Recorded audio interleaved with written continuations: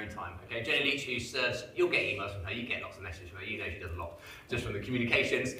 She serves in an amazing way as our church administrator and leads in that area. By the way, I'm not going to be able to name everyone, so please don't be offended if I don't name you. I can't name everyone for you all day. But then there are those who serve as deacons.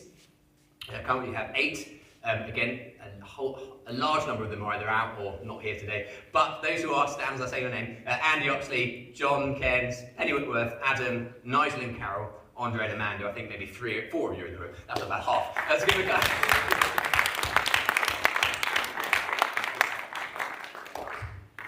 And just remember, this isn't a token thing. We are honouring and thanking, and it's really important to do that. We have trustees. Trustees, you may not even know who the trustees are because they are so behind the scenes and never get mentioned. So I thought it was important to get them mentioned, and I'm not sure many of them at all are here today. There's one certainly is, 2 actually. So we have Andy again, Susie, John Nichols, Howard, Matt, and myself. So John and Howard are them. So up you come. There we are. And then we have community group leaders. Some of you are going to have to stand again. Sorry about that. And so they give time and energy, as many of us know because we're in the community groups, to pastorally caring for and encouraging and helping us grow in Jesus.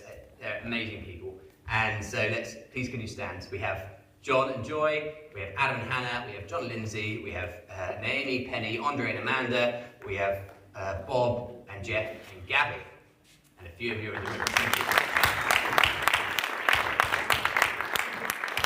Amazing. Okay, now everyone stand, please. We're not going back into worship, I've still got a little bit more to say, but just everyone stand, because actually, look around the room, if you're able to yet, look around the room, because every single person in this room is part of Redeemer Church in some way. You may be just visiting briefly for the day, but today you're part of Redeemer Church. And you serve and you give yourselves in different ways. And you might say, I'm not on a team at the minute, but you still give yourself. You come here, you give yourself by being in the room and talking to people and encouraging others in that way. But many of you are on different teams, kids work teams, which seems like half the church, PA teams behind the scenes, worship teams, leading from things from the front, putting out chairs, packing away. It's amazing, and we are so grateful as elders to how much you give. It's amazing.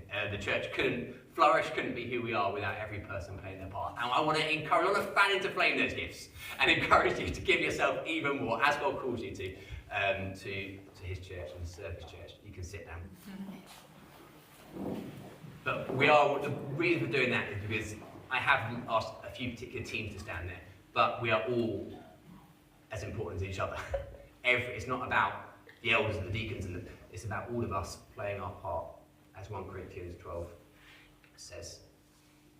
As we draw to a close, I just want to focus our hearts, on where our hope for the church lies. Because we do want to make every effort to maintain the unity of the Spirit and to be a unified church. But there'll be times when people in the church hurt you. There'll be times when someone says something or does something and it didn't feel right. And it may not be right, sometimes it's perceived, sometimes it's real. Because we're imperfect people. And we do want to be a well-led church, but I can guarantee you, certainly on behalf of the elders, that there'll be times when we'll let you down, we'll make mistakes, because we are definitely not perfect.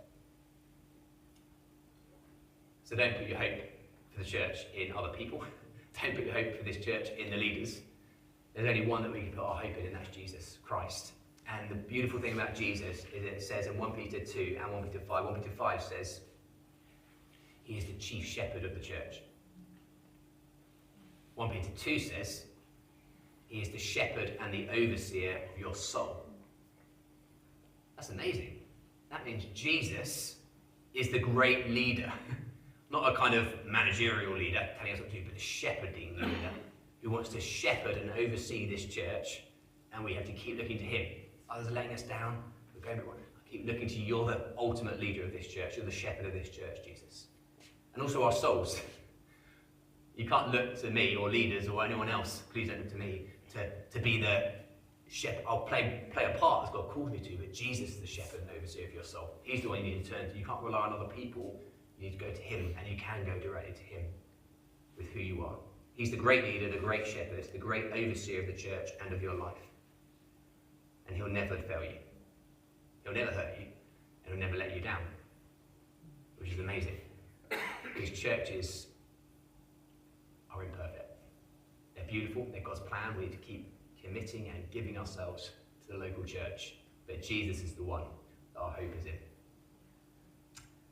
So let's pray. If the band could come up as we move into this, that'd be great as well.